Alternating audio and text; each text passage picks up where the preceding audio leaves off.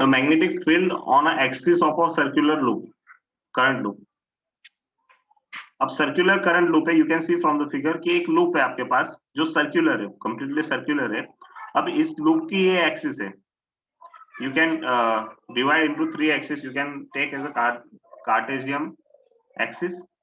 So you will get here three axes: x axis, y axis, and z axis. Okay. Now you want to find out magnetic field at any point on its axis.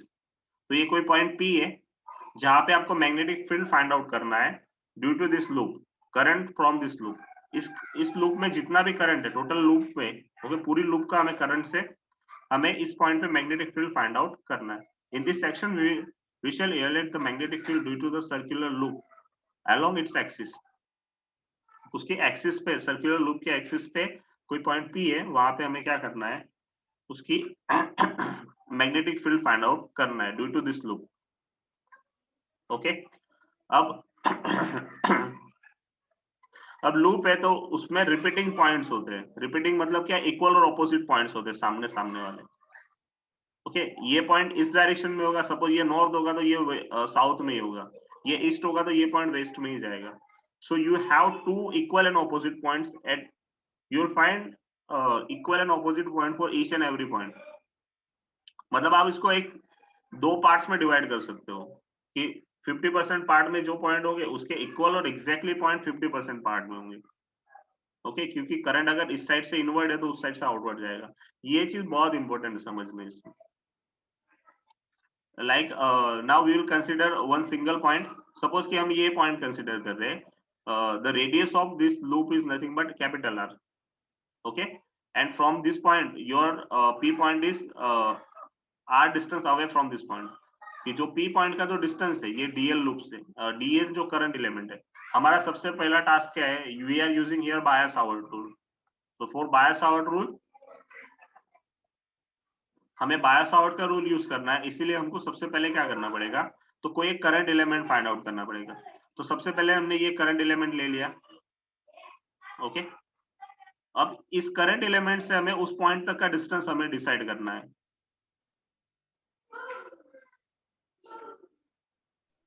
ये जो current element है, इस current element से हमें ये जो point P है वहां तक का डिस्टेंस सबसे पहले ले लेना है।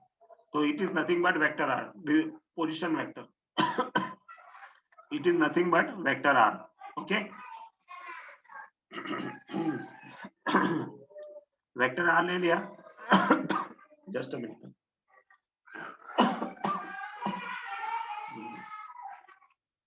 नाउ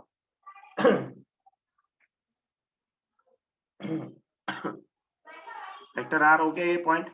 अब यहां से हमें क्या करना है,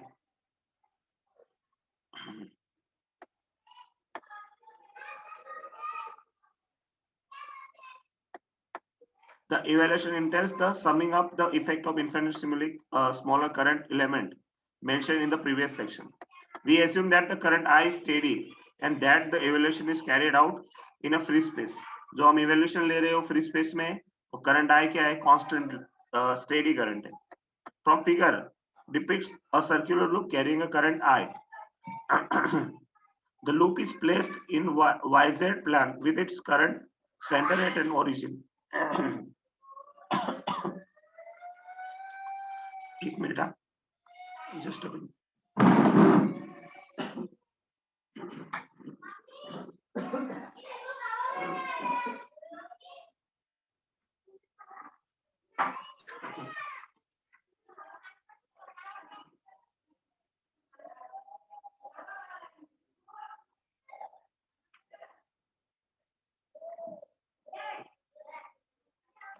Now, sorry, actually, there is little clock off. Now consider conducting element dl of the loop. This shown in figure. The magnitude of dB of a magnetic field due to the dl is given by. अब ये जो dl current element है, इसकी वजह से जो p point है उसमें जो मैग्नेट्यूड होगा वो dB होगा। ओके,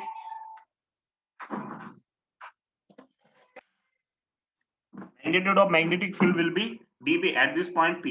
ओके, लेकिन ये जो dB होगा ये किस डायरेक्शन में होगा? It will be not an X axis और Y axis, so we will have two current elements, मतलब कि हमें दो कंपोनेंट्स मिलेंगे उसके। It will make an angle of theta with the x axis, ये जो एक्सिस है सर्कुलर लूप की, उसके साथ वो कौन सा एंगल फॉर्म करेगा? थीटा एंगल फॉर्म करेगा। So you will get the two current elements, one is dbx and second is db perpendicular, one is db parallel and second is db perpendicular, because it is not on a x axis or a y axis। ये जो होगा, देखो ये r है यहाँ से और ये करंट एलिमेंट है, ओके। तो करंट एलिमेंट r की वजह से जो db बनेगा, it will be from dl to r, perpendicular to dl to r। तो dl और r को परपेंडिकुलर मतलब वो ऐसे किस डायरेक्शन में बाहर की तरफ जाएगा, ऐसे, ओके। तो वो एक एंगल फॉर्म करेगा विथ रिस्पेक्ट टू एक्स। अब वो एक्स के रिस्पेक्ट में एंगल फॉर्म करेगा, तो उसके दो कंपोनेंट्स बनेंगे, एक एक्स टुवर्ड्स द एक्स और एक परपेंडिकुलर टू द एक्स इसके। अब similarly same to same for the DL element, exactly opposite to this element. अब ये जो एलिमेंट है इसके एग्जैक्टली ऑपोजिट में ये एलिमेंट होगा। अब इसका मैग्नेटिक फील्ड अगर ऐसे है तो इसका मैग्नेटिक फील्ड ऐसे होगा, नीचे की साइड में ऐसे, लाइक लाइक दिस। अब इसका मैग्नेटिक फील्ड कुछ ऐसे जा रहा है तो इसका मैग्नेटिक फील्ड कुछ ऐसे जाएगा, ओके। और सेम वैल्यू होगी and it will again have the two elements, तो उसका भी एक एलिमेंट इस डायरेक्शन में जाएगा जो dbx होगा। किसकी बात कर रहा हूं मैं? ये सेकंड एलिमेंट की। इसका जो था, ये जो एलिमेंट था, इसके दो कंपोनेंट्स मिल गए हमें, एक ये था और एक ये था। सिमिलरली ये जो सेकंड एलिमेंट है उसका मैग्नेटिक फील्ड कुछ ऐसे होगा, तो उसके भी दो कंपोनेंट्स मिलेंगे, ये एक ऐसा होगा और दूसरा एक ऐसे होगा। अब you can see from the figure कि जो मैग्नेटिक फील्ड है ऑपोजिट एलिमेंट्स के, ये करंट एलिमेंट है, इसके एग्जैक्टली ऑपोजिट ये करंट एलिमेंट है। सिमिलरली यहाँ पे कोई करंट एलिमेंट लोगे तो इसके ऑपोजिट यहाँ पे कोई करंट एलिमेंट मिलेगा, यहाँ पे कोई करंट एलिमेंट लोगे तो इसके ऑपोजिट यहाँ पे एक करंट एलिमेंट मिलेगा। मतलब पूरी सर्कल पे 50% करंट एलिमेंट के ऑपोजिट में आपको और 50% करंट एलिमेंट मिलेंगे, कि जिनके एक कंपोनेंट जो परपेंडिकुलर कंपोनेंट्स है वो इक्वल और ऑपोजिट होंगे, so they will cancel out their effects. तो वो क्या करेंगे, एक दूसरे की जो इफेक्ट है परपेंडिकुलर इफेक्ट वो कैंसल कर देंगे, ओके। सो फाइनली हमें जो मैग्नेटिक फील्ड मिलेगा वो सिर्फ और सिर्फ कौन से कंपोनेंट के कारण मिलेगा? जो एक्स एक्सिस के डायरेक्शन में है, which is in direction of X axis. फिर वो इसका उसका भी एक्स एक्सिस के डायरेक्शन में होगा, इसका भी करंट एलिमेंट एक्स एक्सिस के डायरेक्शन में होगा, और एक्स एक्सिस के डायरेक्शन में जो करंट एलिमेंट होगा उसी के कारण हमें क्या मिलने वाला है, यहाँ पे पी पॉइंट पे मैग्नेटिक फील्ड मिलने वाला है, ओके। सो ये जो पैरेलल परपेंडिकुलर कंपोनेंट्स है, we will ignore all perpendicular components, okay. तो ऐसे इसीलिए ये चीज बताई मैंने, अंडरस्टूड क्या होगा इसमें? Yes sir. ओके, ये परपेंडिकुलर कंपोनेंट सबके रिमूव हो जाएंगे and you will get the magnetic field of only parallel component. और पैरेलल कंपोनेंट कैसे होगा? तो dbx क्या आएगा? dbx nothing but db cos theta. क्या होगा वो? db cos theta. अगर यहां तक समझ में आ गया तो फिर पूरी थ्योरी समझ में आ गया, क्योंकि देखो जो दो कंपोनेंट्स होते हैं, एक cos होता है एक sin होता है हमेशा। तो cos कंपोनेंट हमेशा पैरेलल कंपोनेंट होता है और sin कंपोनेंट हमेशा आपका क्या होता है? परपेंडिकुलर कंपोनेंट होता है। सो dbx जो होगा वो कितना होगा? db cos थीटा होगा। तो will discuss it when it will come. तो ये फिगर में समझ में आ गया ना कौन सा कंपोनेंट किसको रिमूव करेगा। ये चीजें आपको एग्जाम में सही से लिखनी पड़ेगी, इसीलिए उन्होंने सिर्फ एक के लिए बताया, सेकंड के लिए सिमिलर रहेगा, ओके। ये मैग्नेटिक फील्ड एक्सिस के डायरेक्शन में नहीं होगा, वो परपेंडिकुलर कोई एक इन बिटवीन डायरेक्शन में होगा, इसीलिए वो एक एंगल फॉर्म करेगा। इसकी वजह से हमें दो कंपोनेंट्स, हर एक करंट एलिमेंट के लिए दो कंपोनेंट्स मिलेंगे, लेकिन हमें हर एक के एक परपेंडिकुलर कंपोनेंट के लिए दूसरे का एक परपेंडिकुलर कंपोनेंट मिलेगा जो उसकी इफेक्ट कैंसिल करेगा। तो इसीलिए हमें सारी पूरी लूप पर से जितने करंट एलिमेंट्स हैं उनका सिर्फ एक ही कंपोनेंट है जो मैग्नेटिक फील्ड के लिए रिस्पॉन्सिबल होगा, और वो क्या होगा? It is parallel to the x axis, okay. From figure depicts that the circular loop carrying a steady current I. The loop is placed at the YZ plane with its center of origin and has a radius of r. Okay, you can see from figure the जो loop है उसका center क्या है? origin पे है और उसकी जो radius है वो capital R है. The x axis is axis of a loop, और ये जो एक्स एक्सिस है वो लूप की एक्सिस है. We wish to calculate the magnetic field at point P on this axis. Let x be the distance of a P from the center of loop. अब loop के centre से P के बीच का distance कितना लिया है? x लिया है हमने. Consider a conducting element dl of the loop. This is shown in figure 4.11. अब हम एक एलिमेंट लेंगे dl. Okay, the magnitude dB of the magnetic field due to dl is given by the Biot-Savart rule. अब इसका magnitude चाहिए हमें using Biot Savart's rule. तो magnitude कैसे फाइंड आउट करेंगे? तो dB is equal to mu 0/4 pi r cube I dl mod of dl cross r. ये mod लेने का मीनिंग क्या होता है? तो ये मोड का मतलब इसका मैग्नीट्यूड लेना है, बाकी सारी चीजें तो कांस्टेंट ही थी. ओके, या तो आप इसको dl r sin थीटा लिख के r स्क्वायर करो, r क्यूब करो, या तो फिर ऐसे ही रहने दो. ऐसे ही रहने देने का कुछ मीनिंग है, इसलिए उन्होंने ऐसे ही रहने दिया है. They are not going to solve it. उसका रीजन है कि एंगल वगैरह का कैलकुलेशन करना होता है हमें, इसलिए because they want to calculate an angle. Now from figure, आप ये फिगर से एक चीज समझ में आ जाएगी आपको कि this is nothing but a right angle. ये एक राइट एंगल है. सो इसकी ये एक साइड है x, दूसरी साइड r है, और ये थर्ड साइड है जो हाइपोटेन्यूस है उसका, जो स्मॉल r है. तो हमें पता है जो पाइथागोरस रूल है उसके अकॉर्डिंग क्या होगा, r square is equal to capital R square plus x square आएगा. You will get r square is equal to x square plus capital R square. Understood? From figure you can see from figure. Yes, sir. ये एक r point है, ये distance r है, ये x है, और ये हाइपोटेन्यूस है. तो r square is equal to x square plus capital R square. Okay, because it will be used at here. That's why we are going to find its relation.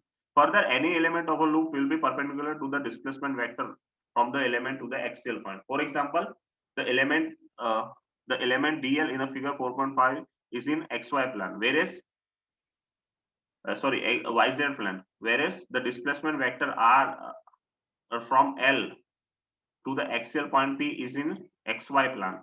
अब हम देख सकते हैं कि यहाँ पे जो लूप है आपकी वो yz प्लान में, जो करंट एलिमेंट dl है वो yz प्लान में, बट जो डिस्प्लेसमेंट r है वो xy प्लान में. आपका डिस्प्लेसमेंट r का है xy प्लान में. So for that purpose in दोनों के बीच का एंगल 90 बन जाएगा. Hence mode of dl cross r will be r dl. Sine theta आता है तो साइन 90 बन जाएगा, क्योंकि xy और yz और xy प्लान जो होते हैं वो एक दूसरे को परपेंडिकुलर होते हैं, वो प्लान्स हमेशा. That's why the angle between these two things is 90. So you'll get here ideal. Okay, you can understand from here. ये देखो जो टेंजेंट होता है ना वो हमेशा 90 एंगल पे होता है, किसी भी लूप का टेंजेंट, और उसी लूप के और दूसरा एक टेंजेंट हम इस डायरेक्शन में ले रहे हैं, तो it will be again 90 angle. So you will get here sin 90, and sin 90 is nothing but 1. So you will get here mod of dl into r is nothing but r dl. Thus so इस equation को आप ऐसे लिख सकते हो, and in place of r square. अब यहाँ पे क्या हुआ है, तो you will confuse with this thing. So let me अब देखो इस चीज में I into dl की जगह पे आप r dl लिख रहे हो. ओके, यहाँ पे r था, यहाँ पे r dl. तो what will be the equation? dB is nothing but mu 0 upon 4 pi. यहाँ पे ऊपर जो होगा I था ही ऑलरेडी. अब mode of r cross mode of dl cross r की जगह पे क्या आएगा, r into dl. ओके, और नीचे क्या था, r क्यूब था,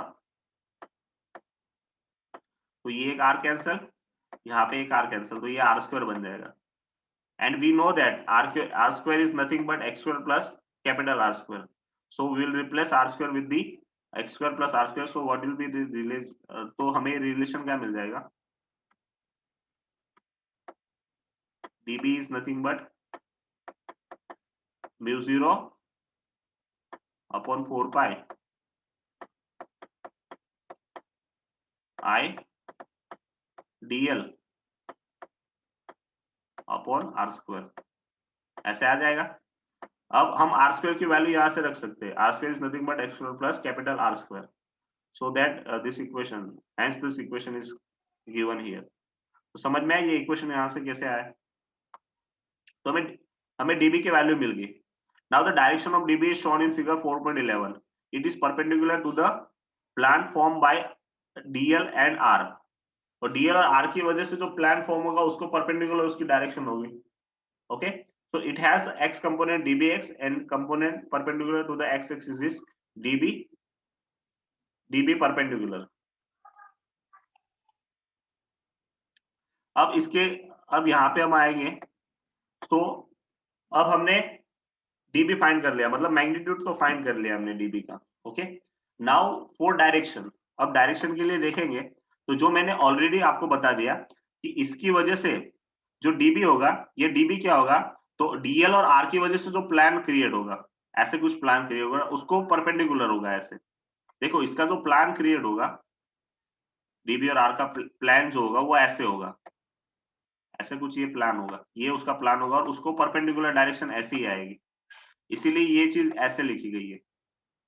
ओके, और ये नीचे वाला dB और r है, ये नीचे वाला dl था और उसके लिए ये r यहाँ पे होगा, तो उसका जो प्लान होगा उसके लिए मैग्नीट्यूड कैसे होगा, ऐसे होगा. Okay, understood why the b is given like this. ये b ऐसे क्यों दिया गया है, समझ में आया. तो ये dl और r की वजह से जो प्लान क्रिएट होगा, ये प्लान को परपेंडिकुलर ऐसे जाएगा, और यहाँ पे जो dl है और r की वजह से जो प्लान क्रिएट होगा, ओके, ये dl भी परपेंडिकुलर है. Don't think that dl and r in same direction. Okay, ये मैं 3D में बता नहीं सकता क्योंकि ये नीचे होगा, ऐसे नीचे के डायरेक्शन में जाएगा, और ये होगा, और इसकी वजह से dB ऐसे नीचे जाएगा इसमें. Okay, I don't have a 3D view so that I can't tell you how it is formed. Actually आपको ये ऐसे लग रहा है, ये साइड में जा रहा है, लेकिन रिंग ऐसे होती है सीधी सीधी, तो उसकी वजह से वो ऐसे आएगा, बाहर आएगा यहाँ से. It will B come out from here and it will B goes inside here. तो ये ऐसे होगा और ये ऐसे होगा, तो इसकी वजह से एक प्लान फॉर्म होगा, तो जिसकी वजह से हमें ये सब चीजें पता चलेगी. Got it. So the direction of dB as shown in figure is perpendicular to the plan formed by dl and r, and it has an x component dbx and component perpendicular to x axis is dB of perpendicular. When the components of perpendicular to the x axis are summed over, they cancel out and we obtain a null result. तो मतलब कि जैसे इसका एक component आया पाई देखो, इसमें एक सिंगल करंट एलिमेंट तो होगा नहीं, ये जितनी लूप है उसके सारे करंट एलिमेंट्स हमें लेने हैं टोटल मैग्नेटिक फील्ड के लिए, because we want to find out the total magnetic field at p due to this total ring, complete ring, पूरे रिंग के कारण इस पॉइंट पे हमें फाइंड करना है. तो हमें हर एक पॉइंट का मैग्नेटिक फील्ड फाइंड आउट करना पड़ेगा p पॉइंट पे. तो हर एक मैग्नेटिक फील्ड का हमें दो कंपोनेंट्स मिलेंगे. तो उसके जब हम सारे पैरेलल परपेंडिकुलर, मतलब जितने पॉइंट्स है उतने सारे करंट एलिमेंट्स के अगर परपेंडिकुलर कंपोनेंट्स है, उनकी अगर हम सम करेंगे तो वो सम क्या होगी, 0 हो जाएगी. क्योंकि मैंने जैसे बताया था आपको कि ये कंपोनेंट है, उसको एग्जैक्टली ये कंपोनेंट मिलेगा कि जिसके वजह से वो दोनों क्या करेंगे, एक दूसरे के फील्ड को कैंसल आउट करें, परपेंडिकुलर फील्ड को क्या करेंगे, कैंसल आउट कर देंगे. वैसे ही जितने एलिमेंट्स मिलेंगे, अगर 20 एलिमेंट्स होंगे टोटल, 20 में से 10 एलिमेंट्स के जो परपेंडिकुलर कंपोनेंट्स होंगे, उसके ऑपोजिट दूसरे 10 एलिमेंट्स के परपेंडिकुलर कंपोनेंट एग्जैक्टली इक्वल और ऑपोजिट होंगे, इसलिए टोटल 0 हो जाएगा. So the perpendicular component will they cancel out and we obtain a null result. For example, dB of perpendicular component due to dl is cancelled by the contribution due to the diametrically opposite dl element shown in figure. जो diametrically opposite points होंगे ना, जितने भी diametrically opposite points हैं, वो सारे perpendicular components को क्या कर देंगे, कैंसल आउट कर देंगे, जो मैंने आपको पहले ही बता दिया था. So the net contribution along the x-axis, x direction can be obtained by integrating dB cos theta over the loop. तो हमें क्या करना पड़ेगा, टोटल फाइंड आउट करना है ना. तो टोटल के लिए हमें क्या करना पड़ेगा, इंटीग्रेशन करना पड़ेगा with respect to X axis. तो हमें यहाँ पे dBx कंपोनेंट मिलेगा, और dBx component is nothing but dB cos theta, because हमारे पास जो मैग्नेटिक फील्ड है वो dB है, लेकिन जो dB फील्ड है वो टोटल फील्ड है. dB जो टोटल मैग्नेटिक फील्ड है, लेकिन उसमें से दो कंपोनेंट्स आ रहे हैं, एक x कंपोनेंट है और एक पैरेलल परपेंडिकुलर कंपोनेंट है. बट एक्चुअली परपेंडिकुलर कंपोनेंट सारे कैंसल हो जाने वाले, इसलिए we will get only magnetic field in the direction of X axis. और वो पूरा फील्ड नहीं होगा, वो क्या होगा, cos थीटा जितना ही फील्ड होगा, टोटल में से cos थीटा जितना होगा उतना ही फील्ड आपको एक्स एक्सिस के डायरेक्शन में मिलने वाला है. सो what will the value of cos theta? अब हमें cos थीटा फाइंड आउट करना पड़ेगा। अब ये एंगल थीटा है, ओके, तो दूसरा कौन सा एंगल थीटा होगा? cos theta is nothing but frontal side upon, अब देखो ये जो एंगल फॉर्म हुआ है ये परपेंडिकुलर टू बी होगा, तो ये डी, ये जो एक्सिस है ना आपकी y एक्सिस, वो y एक्सिस और ये r के बीच का जो एंगल होगा वो आपका थीटा एंगल होगा। This will be also theta angle, okay. तो हमारे पास cos थीटा है, तो cos theta is nothing but nearer side divide by hypotenuse, okay. cos theta क्या होता है? cos theta is nothing but nearer side कौन सी है? r, और divide by hypotenuse, small r है हाइपोटेनस। तो small r square is equal to x square plus r square है, तो r इज इक्वल टू क्या होगा? Under root x square plus r square. So I can write it as a r upon x square plus r square का 1/2 power. देखो square root को 1/2 power भी लिखा जाता है। So we'll get here cos theta is equal to r upon small r, and small r is nothing but under root r square plus capital R square plus x square. Okay, any doubts up to here?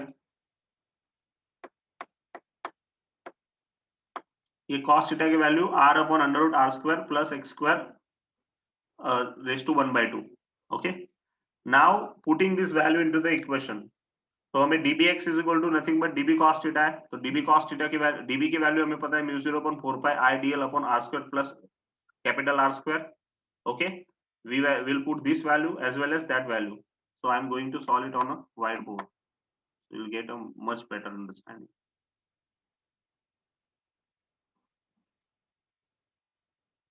अब हमारे पास क्या है? db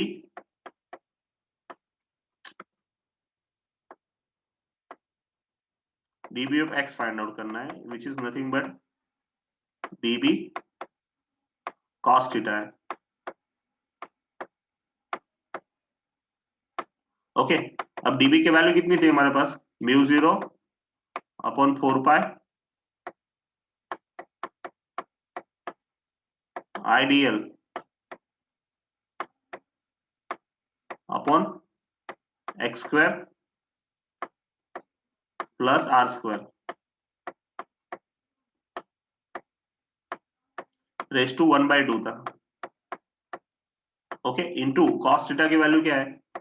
r upon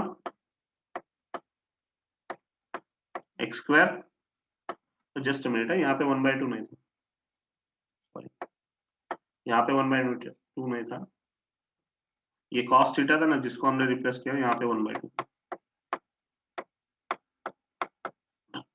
r square raise to 1/2।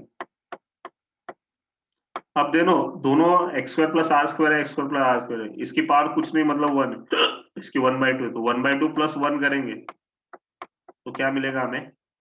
2 2 1 2, 2 plus 1 3, 3/2, so their power will become 3/2. So the finally you will get dbx as a mu 0 I dl r upon x square plus r square raise to 3/2, दोनों की power same है ना, तो race to 3/2 हो जाएगा। This will be your db of x, magnetic field eight point P in the direction of x axis. But ये क्या हुआ? तो ये सिर्फ एक सिंगल एलिमेंट के कारण मैग्नेटिक फील्ड है, ये सिर्फ एक सिंगल एलिमेंट का मैग्नेटिक फील्ड हुआ, but we want to find out for complete elements, all elements, so we need to integrate on the length of loop. तो dl है ना, db है, तो db को निकालना है तो हमें इंटीग्रेट करना पड़ेगा टोटल मैग्नेटिक फील्ड के लिए। तो यहाँ पे इंटीग्रेटिंग फैक्टर क्या है? तो हमें जो मैग्नेटिक फील्ड है वो किसके कारण मिल रहा है? तो करंट एलिमेंट्स के कारण। So we are going to integrate only current elements. तो करंट एलिमेंट की लेंथ कितनी होगी? So we are going to integrate it on a current element. So we are going for a length, complete length. So the summation of elements dl over the loop 2 pi r. तो total 2 pi r loop पे हम अगर total integration करेंगे तो क्या हो जाएगा integration? Okay, for the next step अब हमारे पास तो एक सिंगल लूप है. ओके, लूप है, सॉरी,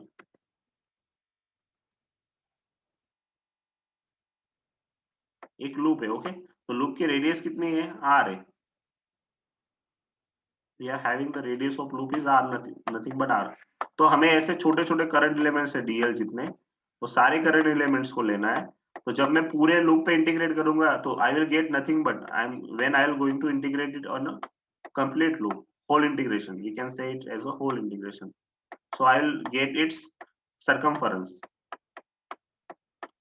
जब मैं ऐसे dl छोटे छोटे पार्ट्स सारे पार्ट्स को जोड़ दूंगा, मैं इंटीग्रेशन कर रहा हूं मतलब I am connecting all this parts, तो एक लूप बन जाएगी. तो it will be like a circumference of the loop, it will become as a circumference of the loop towards the x axis.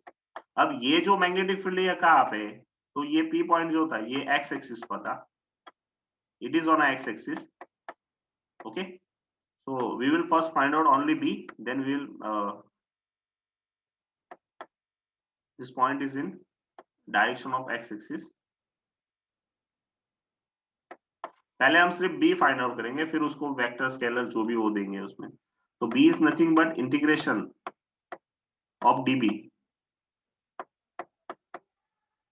Whole integration आएगा because this is close loop. अब close loop पे integrate करते हो तो whole integration लिखा जाता है. तो होल इंटीग्रेशन ऑफ dB, तो dB क्या है? Mu 0 I R dl. R को आगे लिखते हैं, dl लास्ट में लिखते हैं, क्योंकि इंटीग्रेशन में हमेशा जिस टर्म का इंटीग्रेशन हो वो लास्ट में लिखी जाती है. तो यहाँ पे क्या आएगा? X square plus r square raise to 3/2. अब इन सारी चीजों को इंटीग्रेशन से कोई लेना देना नहीं, तो they all are out of integration, so only dl will be integrated. तो डीएल का इंटीग्रेशन होगा तो म्यू 0 कांस्टेंट है, करंट को इंटीग्रेशन से कोई लेना देना नहीं है, रेडियस को भी इंटीग्रेशन से कोई लेना देना नहीं है, और जो डिस्टेंस की जिस पॉइंट पे हम मैग्नेटिक फील्ड फाइंड कर रहे हैं तो उसको भी कोई लेना देना नहीं है इंटीग्रेशन से. तो x square plus r square raise to 3/2 आगे आ जाएगा. और इंटीग्रेशन ऑफ डीएल. तो डीएल का इंटीग्रेशन मतलब क्या है कि पूरे लूप के डीएल जैसे छोटे छोटे डीएल एलिमेंट्स उन सबको एक कर देना. तो it will form a circle. तो सर्कल बन जाएगा. तो integration is nothing but your circumference of the circle. तो क्या बन जाएगा यहाँ पे? म्यू 0, यहाँ पे नीचे 4 पाई भी था ना, I think I am missing it. हाँ, यहाँ पे 4 पाई था, तो I haven't written it here. 4 pi आएगा यहाँ पे नीचे. Again here the 4 pi, here again 4 pi. So mu 0 upon 4 pi I R. और ये जो होगा इंटीग्रेशन, ये क्या बन जाएगा? 2 pi R upon x square plus r square raise to 3/2.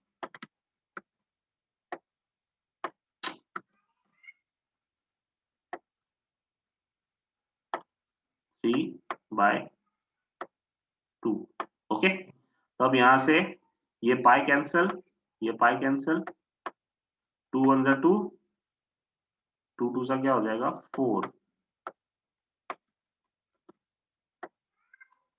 तो फाइनली जो इक्वेशन बनेगा आपका B is equal to mu 0 I. देखो अब यहाँ पे म्यू 0 आया, यहाँ पे R into r, r square हो जाएगा, नीचे 2 आएगा और x square plus r square raise to 3/2 आएगा. So mu 0 I r square upon 2 x square plus r square raised to 3/2. So this will be the magnetic field at point P due to whole ring, complete ring. Understood? Any doubts? Now we come up to here. और magnetic field हम vector form में लेंगे तो magnetic field actually x direction में, इसलिए b x into i cap आएगा. So ये जो बी था, this is not b, actually this is nothing but b x. So total magnetic field b x, b is equal to nothing but b x into i cap. क्योंकि जो हमारा resultant magnetic field है वो x की direction में है, इसलिए हम लोग यहाँ पे क्या लिख सकते हैं, इसको वेक्टर लिखेंगे तो यहाँ पे सिंपली आई कैप आ जाएगा. Now we just consider one more thing. When, अब ये स्पेशल केस क्या लेंगे हम इसमें, what is the special case, कि अगर आपको जो रेडियस है वो, मतलब कि अगर रेडियस के कंपेयर में जो आपका पॉइंट है, मतलब आप सेंटर पे फाइंड आउट कर रहे हो मैग्नेटिक फील्ड. देखो आपने डिस्टेंस x पे फाइंड आउट किया था मैग्नेटिक फील्ड, बट सपोज कि आपको अगर इस रिंग के सेंटर पे मैग्नेटिक फील्ड फाइंड आउट करना है, कहां पे,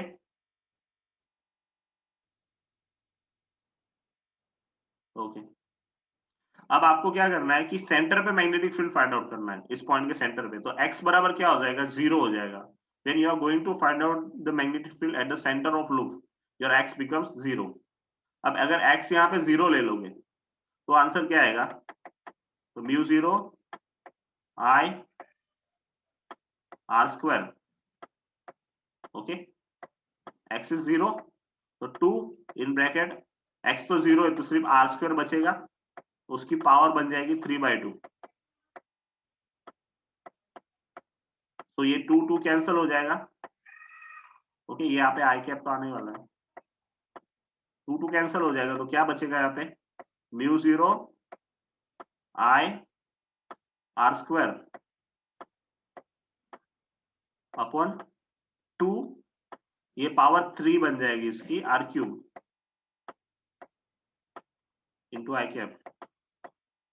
तो ये r स्क्वायर कैंसिल और ये एक r कैंसिल. तो क्या बचेगा फाइनली आपको, vector b is equal to nothing but mu 0 I upon 2r. Okay, इसको b0 लिख देना because it is at centre of the ring. तो ये बहुत इंपॉर्टेंट फॉर्मूला है, mu 0 I upon 2r. Okay, you can find from here. So as a special case of the above result, we may obtain the field at the center of loop. Here x equals to 0 and we obtain, here x equals to 0 and we obtain here mu 0 I upon 2r. Okay, this is nothing but the center at magnetic field at the center of the loop. Okay, it is very important formula because there are so many examples are based on this formula only. Okay, they will say there is a current carrying ring. They will tell you that there is a loop with the current flowing current I. Okay, with the radius of r.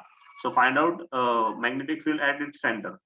So simply you are going to using this formula mu 0 I upon 2r. So you will get the magnetic field at the center of the loop. क्योंकि actually जो magnetic field होता है ना वो mostly centre में ही होता है loop के इनसाइड, और वो कांस्टेंट होता है, तो इसीलिए हमें ये यूज करना पड़ता है. देखो you can see from the figure कि यहाँ से ऐसे करंट फ्लो हो रहा है, तो the magnetic field will go like this, ऐसे होगा तो सेंटर में ऑलमोस्ट कांस्टेंट होगा और maximum magnetic field you will get eight the centre point, क्योंकि इसका और इसका दोनों का मैग्नेटिक फील्ड एक ही डायरेक्शन में आ जाएगा सेंटर में. इसीलिए जो टॉरॉइड ये सारी चीजें बनाई जाती है ना, तो उसके लिए ये सब यूज होता है. Curl of the palm of the right hand around the circular wire with the fingers pointing in the direction of the current element. The right hand thumb rule gives the direction of the magnetic field. So simply इसमें क्या है, इसमें एक new rule होता है. आपको मतलब देखो अभी तक राइट हैंड रूल आपने क्या पढ़ा है कि अगर आप करंट की डायरेक्शन में अगर मैग्नेटिक फील्ड लोगे, ओके, करंट के डायरेक्शन में थंब लोगे तो जो आपके फिंगर्स होते हैं उसके डायरेक्शन में आपको मैग्नेटिक फील्ड मिलता है। यहाँ पे थोड़ा डिफरेंट है।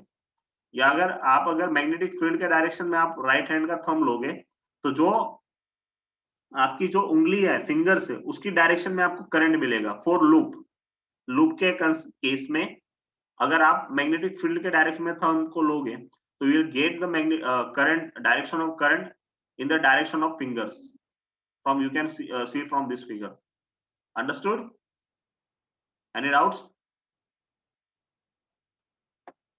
मोस्ट इंपोर्टेंट थ्योरी है, थोड़ी लॉन्ग थ्योरी है, आपको सही से पढ़नी है। ये दिखने में बहुत छोटी दिख रही होगी यहाँ पे, but when you are going to solve it, it will be much higher theory. It will take too much time to solve. Any doubts?